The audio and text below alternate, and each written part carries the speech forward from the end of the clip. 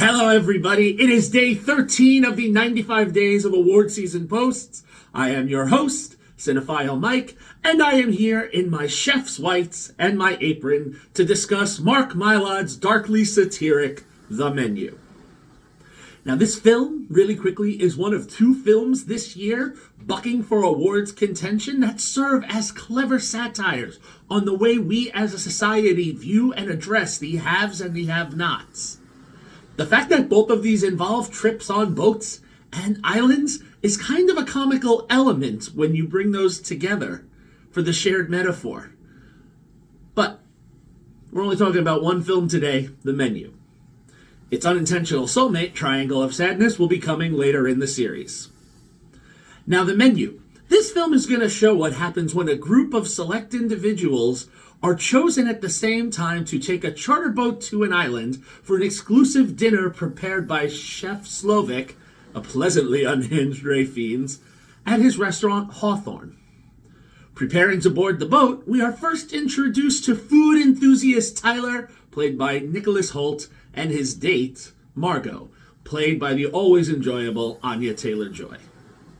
Boarding the small private boat to head to the island, we see just how much Tyler is in love, not just with the food, but with Chef. And Margot is just happy to be along for the trip. We then meet several other eclectic couples and or groups of people, with fun performances by the likes of Janet McTeer, John Leguizamo, and Judith Light, that are also headed to the island with Tyler and Margot for this dinner. As they arrive, we see how thrilled each is to be experiencing this once-in-a-lifetime opportunity and begin to enjoy course by unique course, until the events that start occurring between the various courses start to get a little shaky, and we see a rise in tension when all of the guests begin to realize that not all is what it seems. And in a clever Agatha Christie kind of way, the guests all see that they have been brought together for a shared reason, and that for this reason, there are consequences that must be faced. And yet, of course, nothing can go quite as planned at Hawthorne when we learn that one of the guests wasn't originally supposed to be there. And now this causes a shift in plan and forces certain characters that we've met to make critical decisions that will have long-lasting impact. Now, the director cleverly works with both Colin Stetson, who composed the music for the film, as well as editor Christopher Tellefson, who cut the film together with some sharp cuts that are as sharp as the knives that we see the chefs using in the kitchen. Additionally, we can see that production designer Ethan Topman had a ball designing both the restaurant and Slovik's residence.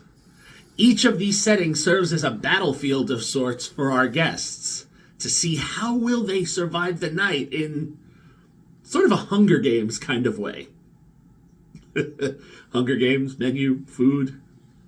Okay, well, the twist ending will keep the audience wrapped for the entirety of this fast-paced 100 minutes or so. I will say that when the film ended, I was surprised that there wasn't more to see. I was left wanting more. Now, the Hollywood Foreign Press has already nominated Taylor-Joy and Fiennes for their performances in this film in the musical or comedy category. Now, while those nominations don't always translate to the Oscars, there have been exceptions, and both of these performers have had the love of awards bodies in the past. I'm also going to throw one more into the wind and see if it catches, which is for Seth Reese and Will Tracy's script, which I feel could be a contender for original screenplay. Although there have been many other strong screenplays this year, so it may not come to pass. I give this film 4 stars. Although I am tempted to give it one more for just how delicious some of that food looks. Now, as of this post, you can still catch The Menu in select theaters, and it was recently announced that this film will be streaming video on demand as of January 3rd. Please join me tomorrow for a review of The Good Nurse, Netflix's biographical thriller.